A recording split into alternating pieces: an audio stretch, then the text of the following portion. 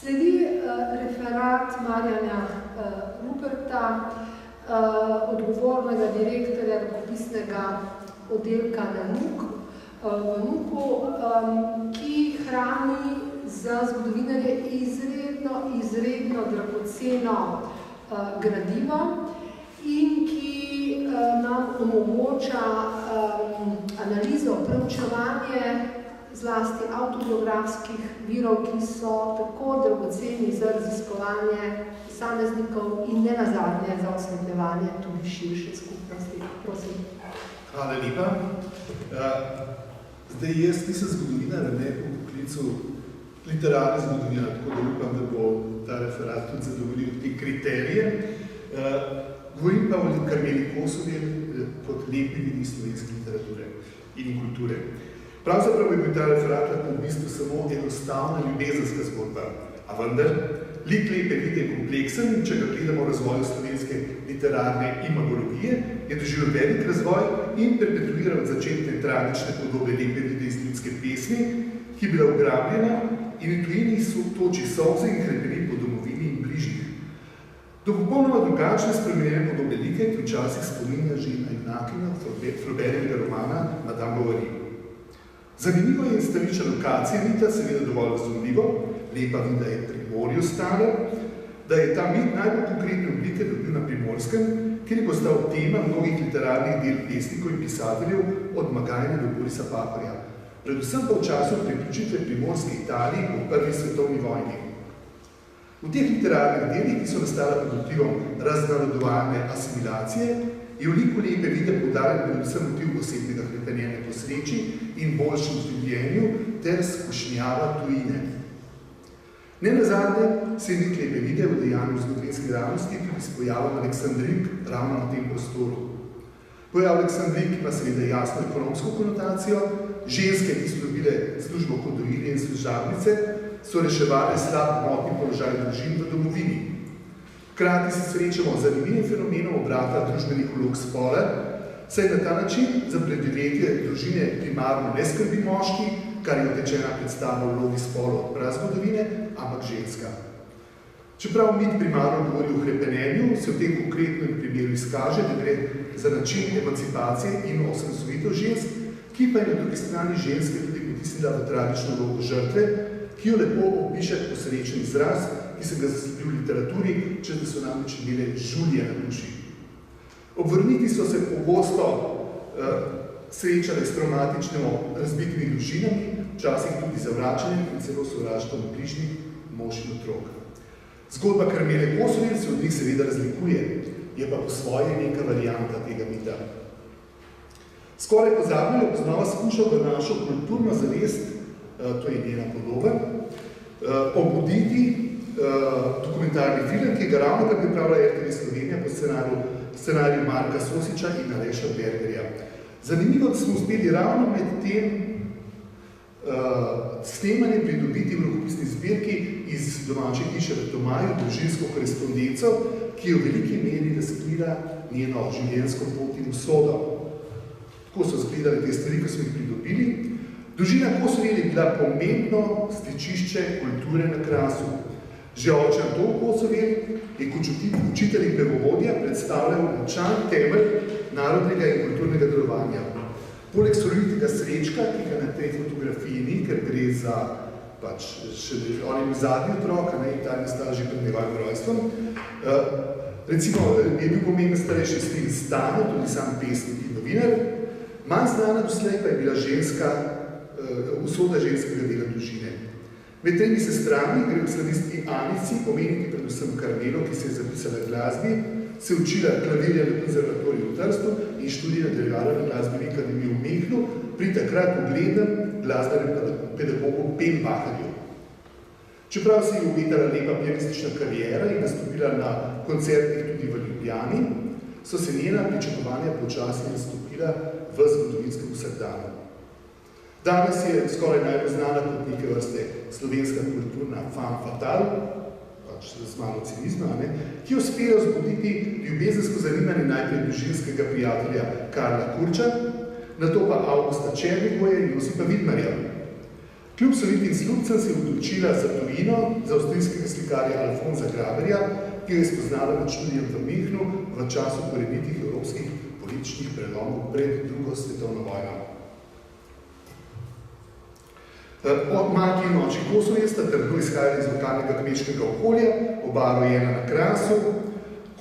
Antol Kosovje je svojo kasnejšo službo nadučitelja doživel sicer družbeni dvig, ampak je ostal zavezan okolju, iz katerega je izhajal. Sama hiša v Tomaju, ki jo vidite tukaj na sliki, po svojem izgledu seveda bolj sodi v kakšno predmestje, ne pa v Kraško vas, tako tradicionalno Kraško vas kot je Tomaj. Seveda poleg zavezanosti kulturi, glasbi in besedi je obstajala močna zavest o vlogi izobraževanja. V hiši se še vedno nahaja knjižnica, naročeni so bili na vrsto pomembnih literarnih revij, sproti so spremljali svojega časa. V salonu je bil klavir, Srečko se je učil igrati na violino, sploh gre za tipično opremo meščanskega miljeja. Poleg slovenščine in takrat v Avstriji za državne službenice uradne nemščine so v hiši zaradi bližine meje obvladali italijanski jezik, otroci so se učili francoščine in tako naprej. Ohranjena družinska korespondenca priča, da so se nekatera prijateljstva iz časa, ko je v hiši vstal neke vrste kulturni salon, nadaljevali tudi po času zasedbe in priključitve Italiji. Se pravi, je takih primerov je že omenil intelektualec Karlo Kurčo, ki je imel dobre stike intelektualne s Srečkom, ljubezenske pa s Karmelo, o čemer priča korespondence 20 let. Zanimivo, Kurčo je bil profesor zgodovine in kasneje v 30 letih tudi avtor statuta fašistične stranke, objavljajo tudi v fašističnih revijah predvsej teh člankov. Se pravi, v primeru družine Kosovje lahko govorimo o izraziti svetovljanski naravnanosti, ob čemer, in to je potrebno posebej poudariti, slovenska kulturna in narodna zavest ni bila nikoli pod vprašanjem, tudi pri Karmeli Kosovje. Življenjska pot Karmele Kosovje je zato rezultat take vzgoje. Osnovno izobraževanje je upravila na domačem Krasu, zadnje 3 razrede pri šolskih sestrah v Mariboru, iz tega časa je ohranjeno pismo, ki kaže na značilnosti hierarhičnega razmerja v družini tedanjega časa. To je njena fotografija iz tega časa približno, malo kasnejša. Preljubi starši, jaz upam, da bodete spričevalo zadovoljni in obljubim vam, da se hoče še bolj potruditi, kako kaj doma. Kakšno spričevalo ste imela Anica in Svečko? Prejmite srčne pozdrave od vaše do smrti pokorne hčerke Karmele. V letih 12 do 16 obiskovala dekliškice v Ljubljani, istočasno študirala glasbo na glasbeni matici. V letih 18 do 22 je študirala klavir na Tržaškem konzervatoriju in muzika Giuseppe Tartini, to je en primer programa iz tega časa, kjer je tudi ona sama navedena. Potem je v začetku leta 23 odpotovala na družinske stroške, kar je bila posebej poudariti, v München, kjer je leta 28 končala študij klavirja na glasbeni akademiji. V času bivanja v Münchnu se je intenzivno seznanjala z likovno umetnostjo in se seznanjala s slikarjem Alfonsom Graberjem. Nekaj časa je pa tam bival tudi August Černigoj, na obisk je večkrat prišel brat Stano, to imamo tudi na teh fotografijah, se pravi Alfons Graber, Karmela Kosovje in August Černigoj v Münchnu leta 23. Potem je tukaj ena dopisnica, ki jo je narisal August Černigoj, ki kaže Karmelo, njenega brata Stana in njega samega Černigoja tudi iz leta 23 v Münchnu. V tem času piše Albini Černe svoji tedanji zaupnici, ki živi v Tomaju: draga Albina, imam se dobro in sem zadovoljna. Cilj imam vedno pred očmi in predvsej delam za to, da se bom vrnila bogata domov. Povsod iščem lepote, torej to je bilo to bogatstvo. Vse lepota je in resnica tudi življenje in sebe mora človek iskati pot v samega sebe, to je težko. Dosti mi dajo koncerti, katerih je tu na izbiro, imam lepo družbo, 2 slikarja, z njima sem pregledal vse znamenitosti in galerije in tako naprej. Piše tudi o umetniških stremljenjih pri obeh slikarjih. Draga Albina, Černigoj, Graber in jaz ognjevito razpravljamo o novih umetniških poteh. Graber ne vidi veliko smisla v teh smerih, Černigoj pa je ves umet za novo. Po smetiščih zbira vsakršne odpadke in z njimi sestavlja tako imenovane montažne slike. Zadnji dni tega meseca odide v Ljubljano in vas lepo pozdravljam.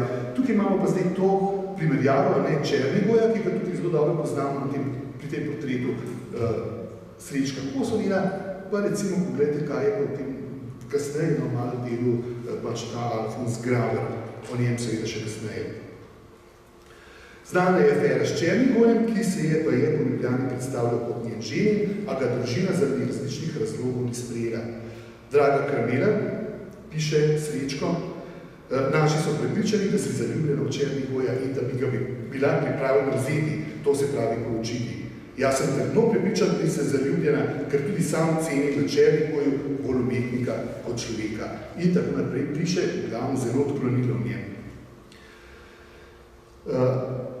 Ampak kaj se potem zgodi kasneje? No, tukaj imamo pa tole pismo, ki je tudi iz družinske korespondence, namreč družina posvari Černigojane, da absolutno ni primeren snubec, naj se odreče Karmeli, na kar Černigoj potem piše leta 24, po odgovoru na vašo pismo vas opozarjam, da si nikoli več ne dovolite vtikati se v moje osebne zadeve.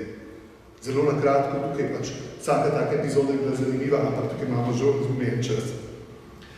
Kasneje v letu 27 po lastnih besedah v Karmelo zaljubi Josip Vidmar in zanimivo, Vidmarjeva hči je še pred kratkim v enem intervjuju, par let nazaj, govorila, da je bilo Karmelino ime v družini do poslednjega pisma prepovedano. Teh citatov iz Vidmarjeve korespondence rajše ne bom zdaj prav, da ne bomo predolgi.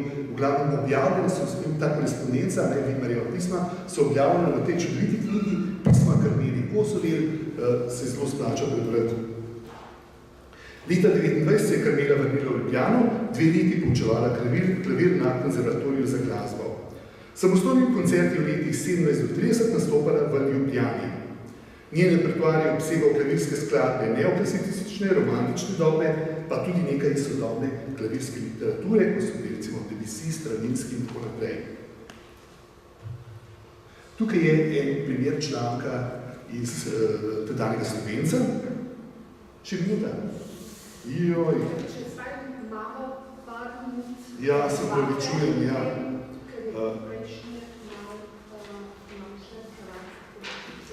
No, zelo, zelo hitro bom tole končal, bom poskusil. Se pravi, kasneje potem Karmela odpotuje v München, in potem še na Dunaj, kjer pravijo od Alfonsa se sprejela stanovanje pod pogojem, da bo popolnoma prosta in neodvisna. Karmela se kasneje z Alfonsom v resnici zbliža in se poroči 10. marca 1933. No, mogoče tale zanimiv detalj, dragi moji, odločila sem se, da se bom z Alfonsom poročila, poslala sem ga tudi k zdravniku, da ga pregleda na tistem mestu, kjer se bojite, da ni zdrav. Z njim je vse v najboljšem redu. Zadnja zadeva aludira prav na Černigoja, no, to moram povedati. Stiki Karmele in družino Tomaj so vse zelo prisrčni, lepo so sprejeli Alfonsa, obstaja veliko njegovih pisem družini, ne prepisov v Karmelinih pismih. Piše striktno v nemščini. Zdaj bom pa kar takoj šel na ta Karmelina pisma, tisto, kar bi mora biti v bistvu tega predavanja. Se pravi, to so pa Karmelina pisma iz leta 1938, pa bomo kar šli takole nazaj. Ja, se pravi, obdobje Anšlusa je seveda, takrat Karmela seveda že poročena živi na Dunaju, tukaj imamo pa ta sprejem. Se pravi, ljuba Dotka, upam, da zdaj pride res mamček na obisk. Povem vam, da te bodo v familiji sprejeli tako kot Avstrijanci Hitlerja. Dunaj je postal kar čez noč drugo mesto in moram priznati, da so njem vsi mnogo bolje počutimo. Žide in polžide so že vse odposlali iz službe. Kako je pri vas Židi? Alfons je danes prešel v šolo z značko nacionalsocialistične stranke, da so kolegi kar povesili nosove. Iz te korespondence smo ugotovili, da je bil ta Alfons seveda že iz časov Münchna, a ne v nacistični stranki in seveda izkoristil ta položaj. Ko priješ Dotka prihodnič na Dunaj, boš videla, da se je marsikaj spremenilo, mesto je sedaj vse drugače poživljeno in ljudje so polni optimizma. Alfons je seveda navdušen nacist in je vse prav, kar ti gospodi ukažejo. Priznati moram, da nemški idealizem in njih požrtvovanost neizmerno občudujem. Zdaj sem tudi sama materialistično usmerjena in tako naprej in tako naprej. Še en zelo zanimiv detalj. Pred dnevi sem dobila obisk Bauerja in njegove žene iz Münchna, v nedeljo zjutraj sta bila na zajtrku pri nas in postala na kosilu. Alfons skuša ohraniti z njima zelo tople zveze, ker je Bauer prijatelj onega globočnika, ki je tu Gauleiter. Velika zver in kateremu bo Bauer, ko bo čas za to Alfonsa priporočil. Se pravi, zaključek, pisma na intimen, a zato nič vam poveden način razkrivajo nova družbena razmerja v okolju rajkovskega državnega totalitarizma, ko se je na prvi pogled življenje na osebnem mikronivoju ni dosti spremenilo, a je sistem temeljito in zelo na hitro spostavil nov red. Na tem mestu se radikalno postavi vprašanje osebne odgovornosti posameznika, predvsem malega posameznika, ki nima posebnega pravzaprav nekakšnega vpliva in možnosti spreminjanja zgodovine. In tako naprej, da bom zelo hitro, imam zelo velik še naprej, ampak o prebiranju njih pisem domačim dobimo odličen pogled ne le v psiho mlade perspektivne umetnosti, ampak tudi v zgodovinski ustroj časa in kulturno-družbeno-politično realnost, v kateri je živela. Doba med obema vojnama je tudi pri nas vendarle pomenila premik v družbenem položaju žensk. Vprašanje emancipacije se pomembno primakne na področju izobraževanja, čeprav se socialni status še ne spremenil cela. Primer Karmele Kosovič še vedno kaže na značilno ujetnost v družbene, politične in družinske vzorce, na sistemsko podrejanje spola, ki še ne dopušča popolnoma enakovredne participacije žensk v sodobnem življenju. Tisto, kar je pa najpomembnejše, se mi zdi, in kar je tudi vprašanje današnjega simpozija, se pravi, ob takih zgodovinskih dogodkih se radikalno postavi vprašanje etične odgovornosti posameznika, tudi malega pred zgodovino. Slehernik, brez trohice vpliva na prelomne zgodovinske dogodke, se znajde pred vprašanjem o sodelovanju v družbeno-politični praksi določenega obdobja.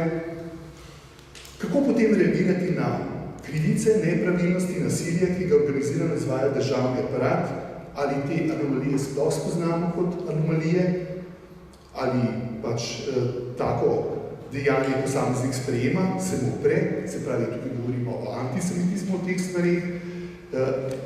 In seveda Karmela Kosovič je doživela in preživela zgodbo, ki v grobih obrisih spominja na odnos med Martinom Heideggerom in Hannah Arendt.